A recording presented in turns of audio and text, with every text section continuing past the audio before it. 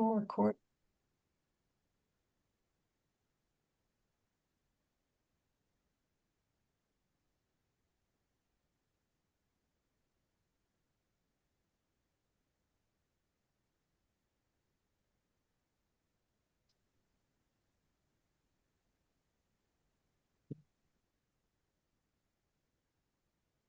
Okay. Alfred and Dan, can you still hear me okay? Yep. Can you hear Perfect. us? Yeah, excellent. And Good. I can see your video. Everything's hunky dory. All right, so I'll get started. People are still joining, but I'll start with my blah blah, and then we can hand it over to the show of the hour, Vancity Community Investment Bank. So I'm Anouk Kendall. I'm the president of Decentralized Energy Canada. We are a national not-for-profit industry association supporting the appropriate development of decentralized energy. Decentralized energy obviously is the integration of energy systems into the built environment. So whether that is having a natural gas power plant within the city limits close to close and on the distribution network, or whether it's a hospital or a university campus that has natural gas cogeneration, district heating, district energy, solar, electric vehicle charging, energy storage. Microgrids are a big word for us these days. So that's the integration of those technologies I just mentioned into one system, and they're optimized through what's called a microgrid controller. They are normally connected to the distribution network, but when in a time when peak demand is taking place or there's congestion on the line or a failure in the line, a microgrid can disconnect from the greater grid and operate autonomously. More and more, that's becoming a very important thing for communities and industrial power consumers or commercial complexes to do because of our climate instability, wildfires, ice storms, things like that. So for our energy security and energy reliability, decentralized energy is becoming a more important part of our energy infrastructure. Utilities are adopting them, municipalities are adopting them. And we've seen a strong uptake of decentralized energy infrastructure over the past decade, and we're starting to hit a really good stride right now. And one of the things DEC does, we're a member organization. We're driven by our members and support our members' work, and we match make them and facilitate new projects and project partnerships. We attract investment, which is the topic of today's webinar. Um, and we help our industry overcome challenges or pain points because decentralized energy isn't, it was in the very original way we did energy, and then it became kind of not. We went to this centralized large power plants, long thousands of kilometers of transmission lines getting to your end users, and then the distribution network just delivering that. But things are changing. So there are challenges and pain points with the integration, along with renewable energy being integrated onto the grid. These all require optimization, whether that's energy as a service, software as a service. There's a lot of AI and now quantum technologies that are dealing with the complexity of the data that decentralized energy systems face or present to the utilities. So again, DEC's a facilitator and developer of projects and project partnerships. So one of the most important things that happens in our network is we bring together a utility, an entrepreneur, or a technology innovator, and we bring them all together and they develop this fabulous project, but it's $50 million of capital required or 75 million. And that's something we've not been able to address in the past is how do we get investors that can bring that sort of project financing to the table? So Vancity Community Investment Bank became a member of DEC in December, and our first, what's that called again? Order of work, whatever. The first thing we wanted to do was to set up a webinar with our members and the decentralized energy industry in general to inform them of the work that Vancity Community Investment Bank is doing and the project financing they have. So without further ado, I'm going to admit the rest of the people that I thought if I admitted all, I would admit them all. but I've got 17 more people coming on and 2 more. Okay. So you guys all missed that blah, blah, blah, but we're going to hand it over to Vancity Community Investment Bank to talk a bit about project financing, what they can do to help you with your project. Over to you, Alfred Lee and Dan Schwartz. Thank you so much, Anouk. And thank you everyone for joining this webinar with us. My name's Alfred Lee. I am the Manager of Business Development, one of the Managers of Business Development here at VCIB. And I'm joined by Dan Schwartz as well. So the other Manager of Business Development with VCIB. So just a bit of background about our organization. So Vancity Community Investment Bank, or VCIB for short. We're a Canadian Schedule I bank that's based here in Toronto. We operate across the country, and our parent company is the Vancity Credit Union that's based in Vancouver, BC. And for folks, that might be a familiar name because Vancity's been a long-standing champion of affordability, sustainability, and community kind of partnerships within the Lower Mainland in BC. So, and for folks who don't know who Vancity is, it's one of the largest credit unions in Canada, has over 500,000 members, but primarily based in the Lower Mainland, operating around Vancouver, Victoria, and the kind of Squamish area. But for us, VCIB, as I mentioned, we operate across the country, and we have 2 lines of business. The one that we're happy to share a lot more about on this particular webinar series is the clean energy project finance line of business. The other one is the affordable housing. So our real estate colleagues, they provide affordable housing across the country. Just really quickly about myself, I've been with VCIB for over 7 years. And with the Vancity Group for another 7, actually, so half and half. So overall, I've been with Vancity for 14 years, started right out of university and kind of progressed through the organization, done a bunch of lending across all different kind of industries and segments, including retail, business, real estate, and now over the past 3 years, I've been doing climate finance, clean energy lending. I'll pass it to Dan to share a little bit about himself. Yeah.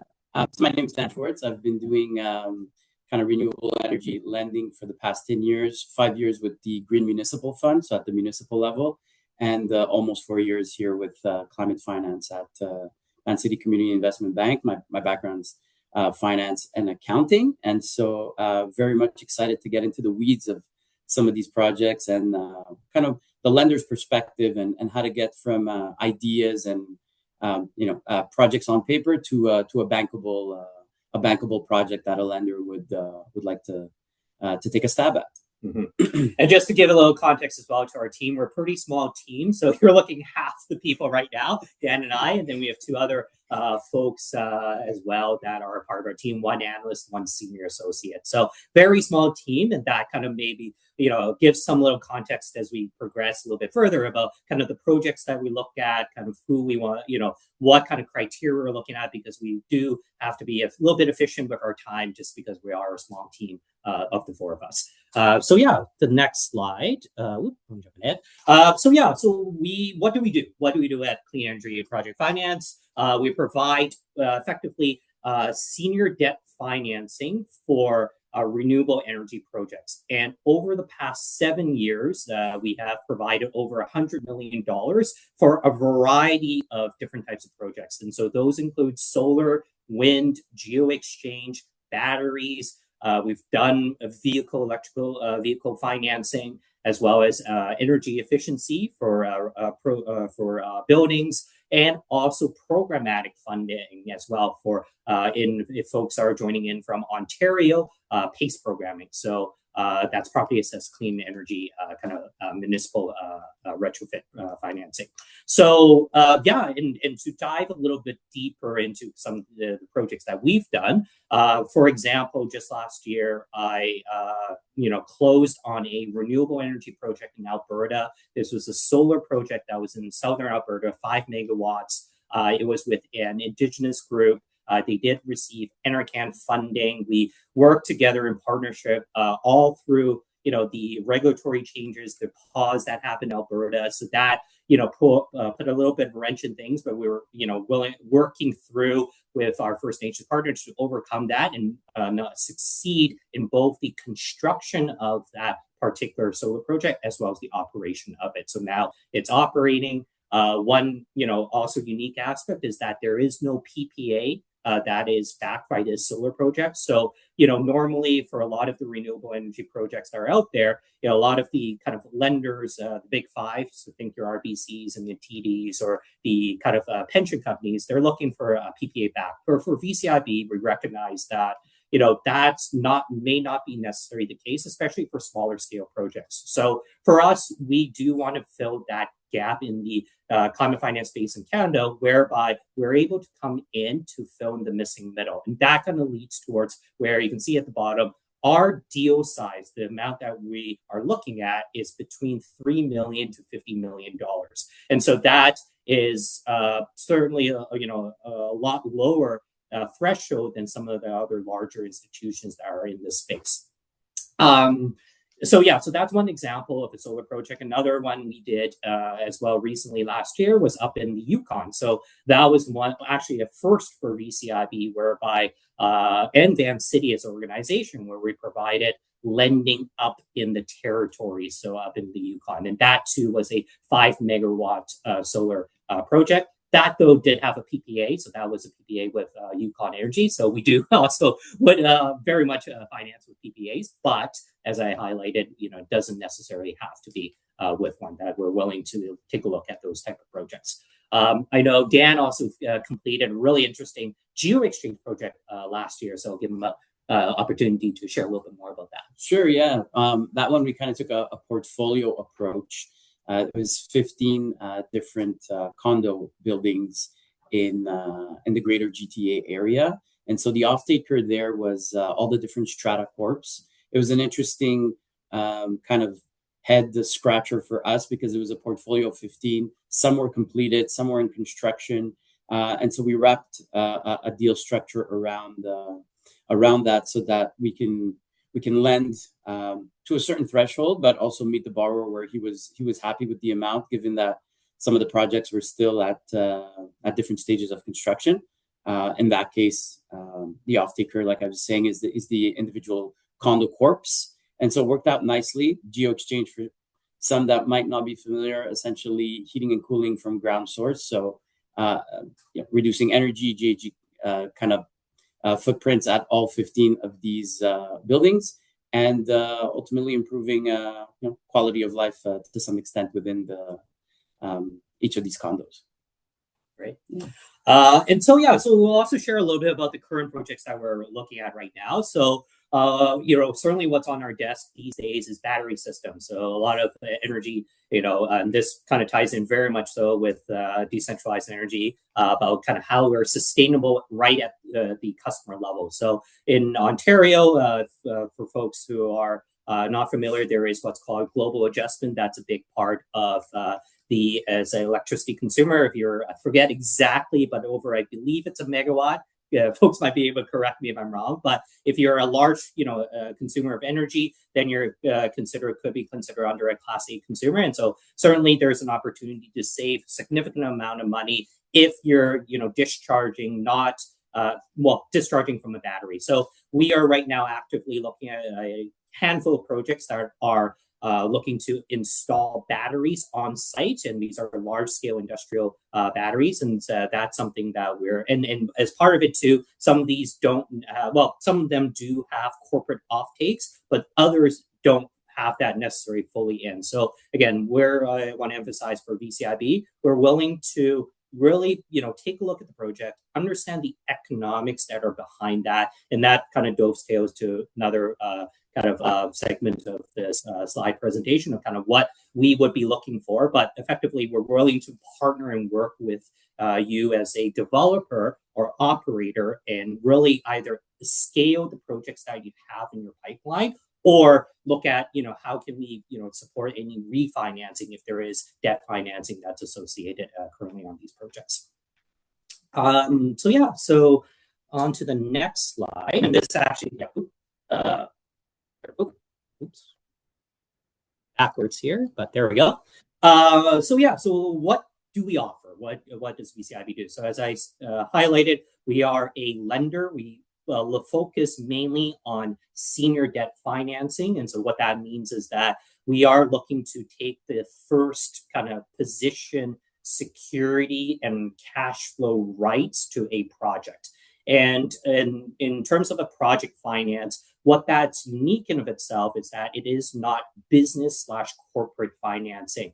We are able to look at a project and the contracts and the agreements that are around it and build a loan structure based on that project.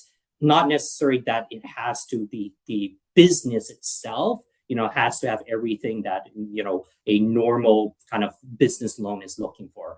And we can dive a little bit more into that. But starting out the project finance, as you can see on the slide deck, we can do either construction financing or long-term, term financing after a project has been built.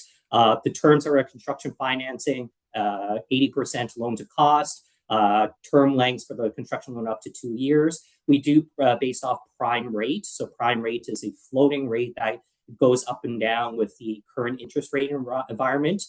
Right now, the prime rate is 4.45. That is consistent across the entire banking industry in Canada. So, that's, it's not unique to us, but 4.45.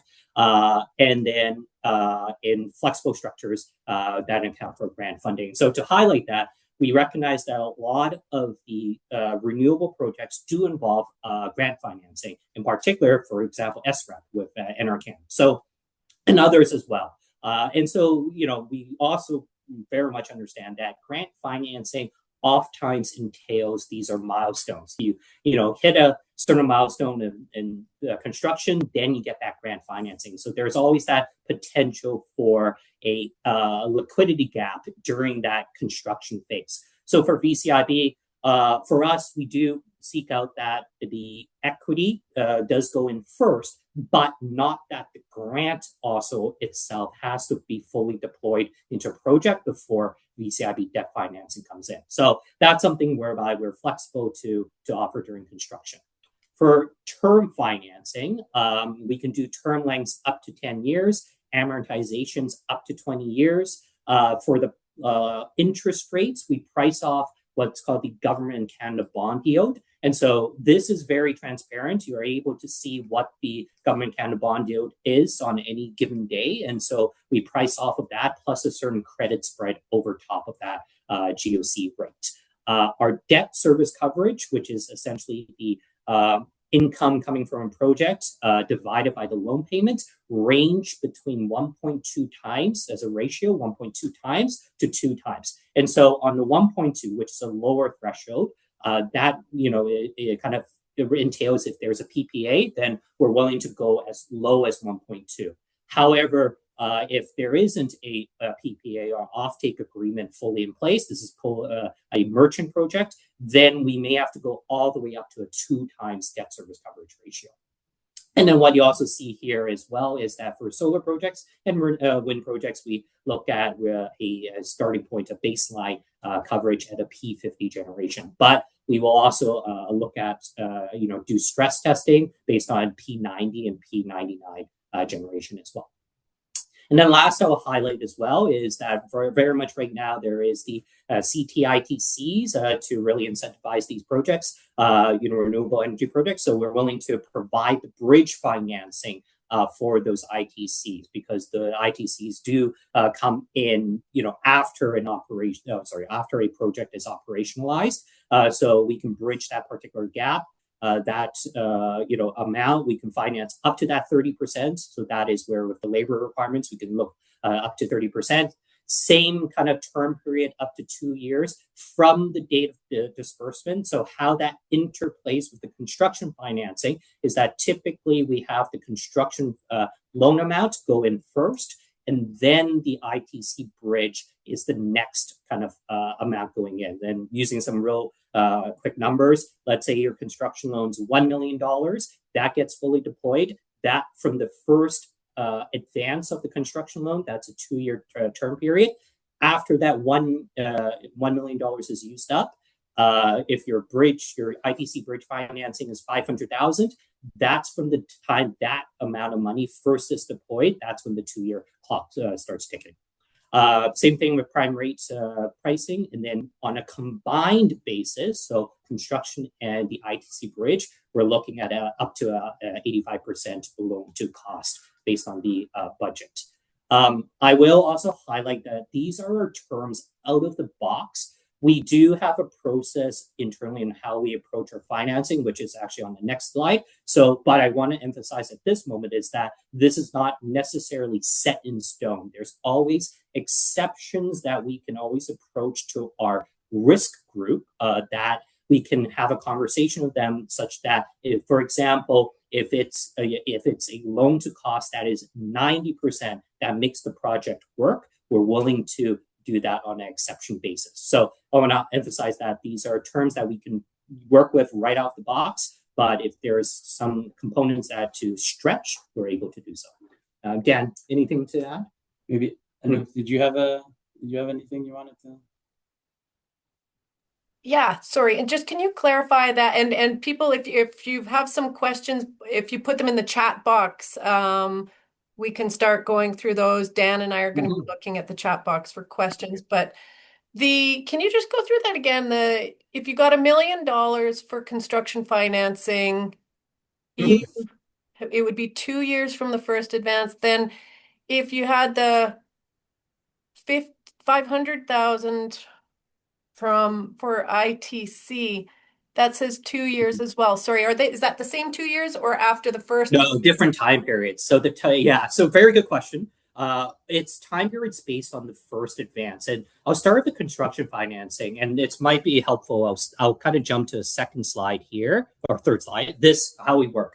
So our lending process, but effectively, and it's the fourth point I'll jump to, the definitive agreement. So legal agreements, we do have security documents and legal agreements that have to be papered. But once that particular agreement is papered, there oftentimes is a time gap between when the project requires our debt. And that is, especially the case when we're seeking to have equity in first. So building upon my example of and in this case, it's $1 million for construction financing and 500,000 for ITC. Let's say equity is 200K.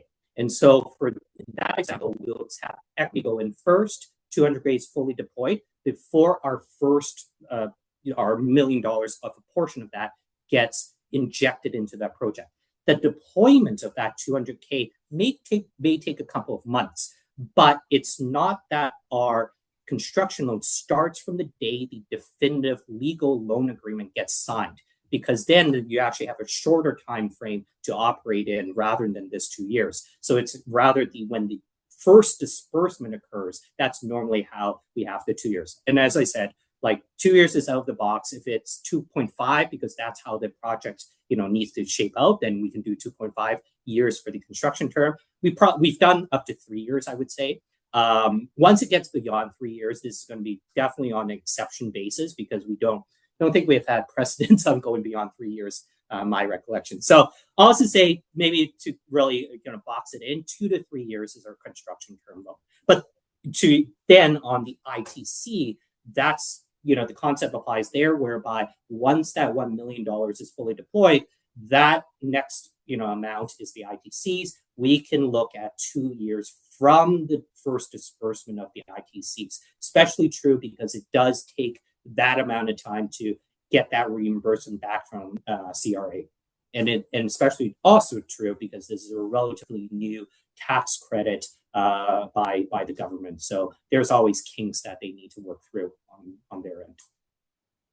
Yeah, maybe I'll step in a little bit specifically on this slide as well on how VCIB works, and kind of taking a step back. This all sounds great when the developer is very experienced. They have 30 projects under their belt, and all the processes are well defined. Most of the time, that's just not reality across the board for everyone. And so at VCIB, we very much encourage borrowers, projects to come through with questions their models, some of their agreements, and have a conversation, because often that starts even before, initial screening here, where you're seeking some advice or input from a lender, even prior to having any definitive contracts signed. It's something we're able to do. We can provide input in the financial model, make sure that this aligns with expectations, provide any insight in drafting a PPA, or if the project looks bankable with a quick sniff test. So that's one thing I would kind of promote is you don't need to have all your ducks in a row necessarily to touch base with us. Come through at any time with questions, and we could kind of take it from there. Most of these processes are iterative, where we don't get them right the first time, but through talking through the models, the agreements, it kind of all it all gets put in place with time, and so we would welcome that as part of the process. We've seen our fair share of projects now after a few years on the climate finance side. So as Dan said, like, we can bring that experience and best practices from what we've seen on our side and going back to a couple of slides before. Now I'm jumping around, but going back to this, we've touched a lot of industry. So I think there's opportunity for many folks on this call to see, like, we get to see a lot of different projects, and we have financed every single project as showcased here. So there is a path forward with us, and we can share across the best practices if you have a project that's still at that maybe conceptualization stage. Maybe, I'll address. There's a question in the chat where somebody asked, can startups apply? So, the answer is absolutely. Because we operate mainly on a project finance lens, we've had startups ask for the ability to borrow. What we'll look at is what's going to pay back the loan. And so what kind of offtakes, what kind of revenue agreements are in place or will be in place, or you're contemplating at that point. And so absolutely, being part of the conversation earlier allows us to be able to set expectations. And so we would be very much open to providing financing for startups as well. Yeah, I think Sarah just had a similar question too. I just had one question. I thought, if you are over 50 million, is there an opportunity for you to syndicate? Yes, absolutely. So that's if you're over about 50 million for us, then we would work with other financial institutions that we are partners with. For example, we have worked with VCIB on renewable energy projects. We've also are in conversation with BDC on solar projects that are coming up, over the next couple of years. We've got other financial banks, credit unions that are part of our network. So the 50 million, if they were over and above that, absolutely come to us. There's no issues on that end. It's more on the other side, I would say, that 3 million and under. Yeah. So I can touch upon that a little bit. So as I highlighted, we're a super small team, but there is what we do, and it's showcased here, is portfolio financing. So on an individual project, and we've done this before, it may be under that $3 million threshold. However, if there is a clear line of sight on a portfolio basis that, call it within the next year, that a bunch of these projects, and they're very much turnkey and the same, and they have the underlying same contract structure beneath it, are coming up through the pipeline, then we can allocate all of those together to get to that $3 million threshold. So it doesn't preclude us right off the bat. If a project is below $3 million, we would look to do our best to get to that portfolio level. So that's something we can certainly do, and we have done before. Okay. And I think agritech is included in your agritech is something you're more about impact financing, right? Yeah, so we haven't done agriculture, though. That's an area we have not yet done. Where we are moving more towards beyond just renewable energy is infrastructure financing. So we have right now, there's another project I'll do. It's a quick aside, but we've done a project on rural telecoms. So fiber in rural areas. So impact infrastructure, we're very much also open to doing transmission lines to northern communities across the country. So those are kind of more like newer to us, but something that's not showcased of what we've done, historically. But on the agriculture question, unfortunately, that's not an area that we're focused on for VCIB. Okay. And I think Albert, you might have been asking for Dan and Alfred's contact details. So Dan has popped in the chat there, their email addresses. And by all means, anybody else who wants to share contacts with each other, go ahead. And you're okay, Alfred and Dan, with people just reaching out by email to schedule a consultation with you and a quick chat about their project and its feasibility, right? Yeah, 100%. Reach out to both of us, and then Dan and I can certainly, connect on whom we'll get back to folks. Yeah. And now James has a question on financing for rural telecom projects. Yes. Any projects underway or completed there? Close to completion, yes. One is right at I'll go back to, I like to use now my slides, the number 4, definitive agreement. So we're at that final stage of looking to close out a deal in rural Ontario. Also, on the other side, we are in initial discussions, maybe stage number 1 of a undersea fiber optic project in BC. So that is one that's at the early stages presently. And there's others that are coming. I think that's certainly a unique area, underserved area in Canada. So with us, starting to, be in this part of the space, if folks have, these projects or are aware of these projects, by all means, connect with Dan and myself, because this is certainly an area that we've gained experience in, and we're looking to grow that experience. Yeah, James is based in southern Alberta and is working on quite an enormous telecom initiative. So I'm sure James, I would think he'll reach out to you and have an interesting chat there. Yes. There's another question, hydrokinetic turbines. Yeah. So if my understanding, these are like smaller modular hydro dams. Hydrokinetic turbines are usually run of the river, yeah. Or is this a water, like at run of the river? I could try like unmuting people, but it's gonna tap out my coordination skills if I unmute people. Yeah, so she's looking for probably ultra low head hydrokinetic turbines for run of the river, probably. So they're smaller. Absolutely. Yeah.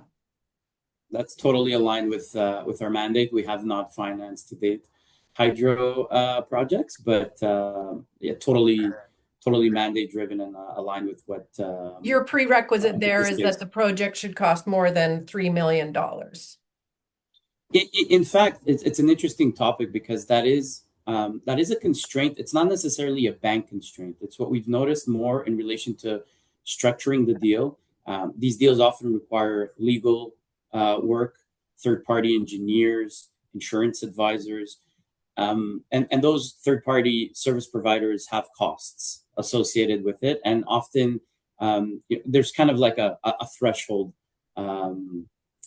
that those costs come in. So projects that are smaller than, say, $500,000 or $600,000 often face that wall, where it's not from a desire or capability. It's more related to what it costs to put this deal together.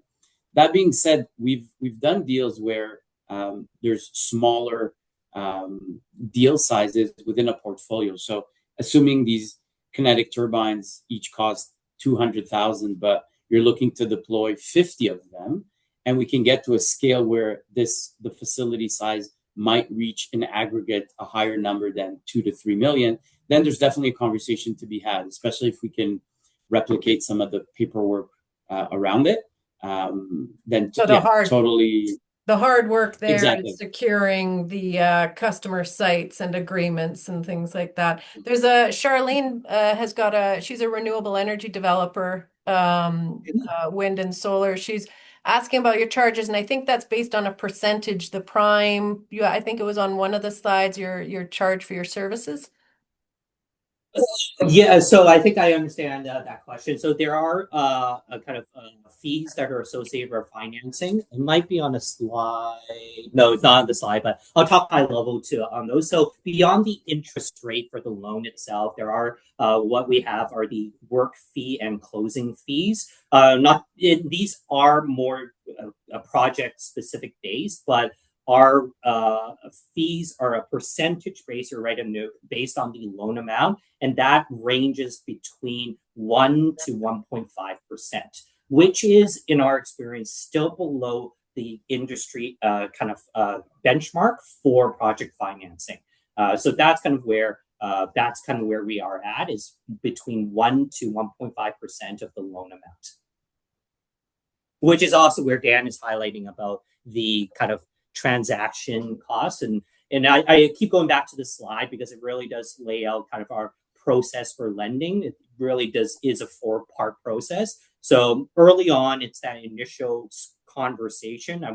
I'd probably change this after back to screening, but it is the initial conversation. We are looking to understand, what that your project is. How can we provide, that, initial guidance and support to, that particular project.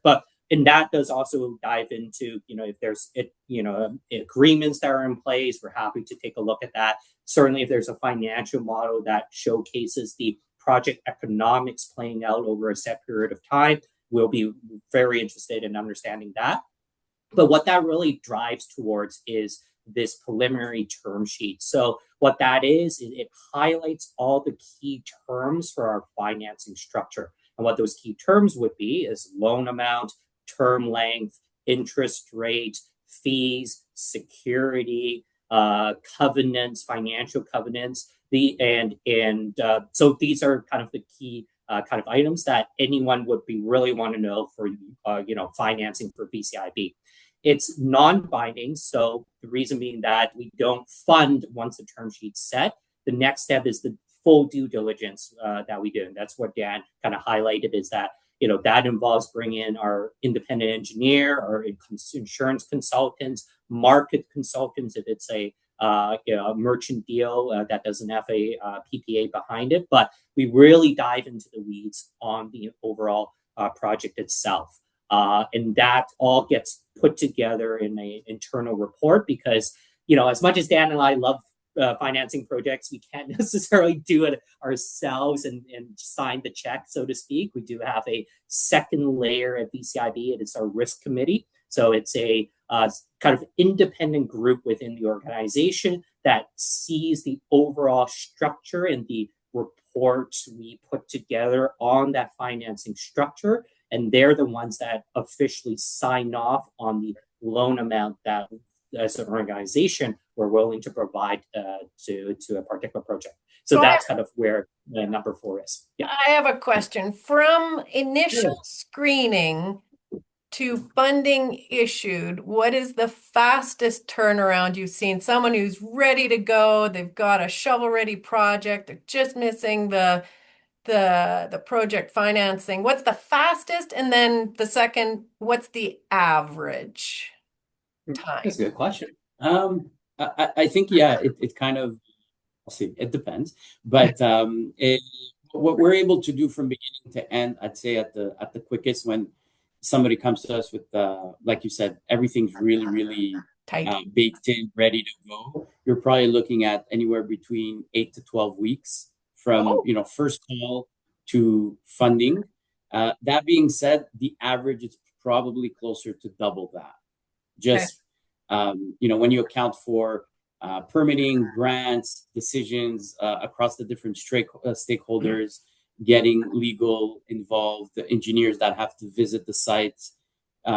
It's not necessarily a constraint because we're not able to move any quicker, but also there's other people that get involved in the transaction, and everybody has some timelines there. But Alfred mentioned it, we're a small team, and so when we are working on an active deal, we're very much focused on moving that across the different kind of. Well, I'm not in your industry, but that still seems really fast to me. That seems like kind of like 2 months from initial screening to funds issue is actually a Yeah. Interesting. So Charlene's got another question. Is there a capital limit on the number of projects Vancity can support? No.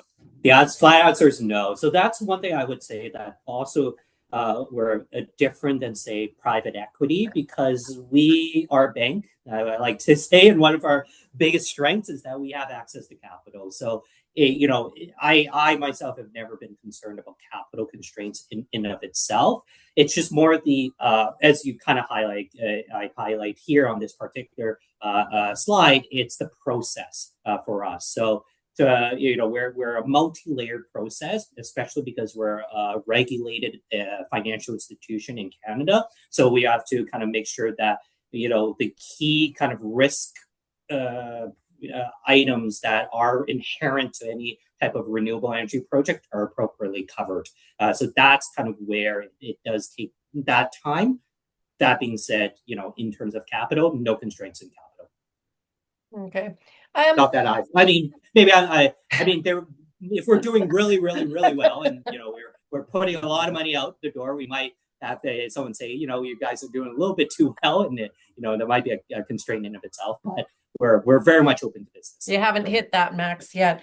And I No. don't know if this is a naive question. So just if you think everyone on the line knows the answer to this, just ignore it. But you said there's been some significant changes in the tax credit structure. Is that correct? Did you say that? And if so, can you say what's different? Yes, in a way. So back in and I might not know the full history in of itself, but it was in 2024, early 2024, I would recall. It might be 2025, but nonetheless, the Liberal government did officially sign the CTITCs, those the clean technology ITCs that received ROA assent, but that only occurred very recently in of itself. So it's only the first cycle, to my knowledge, now that folks have applied to CRA and they've issued tax credits back. But it's not like, for example, comparable is the SHRED credits. So SHRED's been around for a long time, and CRA definitely has a process to look at SHRED credits, but they don't necessarily have that full depth of experience to look at CTITCs for that length of time. So that's kind of where I'm highlighting about the kind of changes in the tax credits, or what we can finance is that we can finance CTITCs in of itself. Yeah. Maybe take a stab at one of the questions in the chat was, when do you get your risk committee involved? Do they participate earlier on? Which is a great question because, frankly, because we are a small team and some of the projects we're dealing with are quite varied in scope.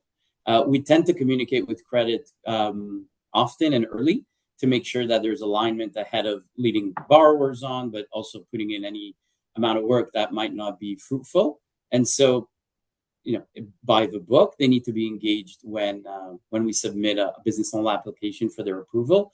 But in reality, we touch base with them on a weekly basis, letting them know what we're working on, what's in our pipeline, what they think might be the strengths and weaknesses here, what to highlight, so that when it does come through in the form of a business loan application, it's not foreign to them. They've heard about it before. They're hopefully on board with it, and we have an easier process, kind of getting it through credit. So, great question. Yeah, I'll also add that on point number 2, preliminary term sheet. Before we issue a preliminary term sheet, our risk group does have eyes on that structure. So it's socialized internally at the second stage prior to us issuing a term sheet, such that when someone does get that term sheet from us, we also call it a letter of interest, but general kind of terminology is a term sheet. The folks know, and we tell that, but that has gone through our risk group for their eyes. They haven't signed off on the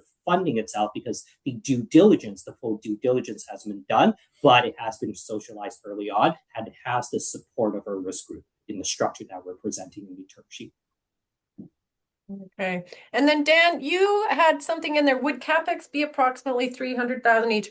Was that to Sarah Smith on, we plan to create 5 1 megawatt ones, or 5? I'm assuming, Sarah, you meant creating 5 1 megawatt projects, or you're developing a number of 5 megawatt projects. Dan, am I right that you were addressing that?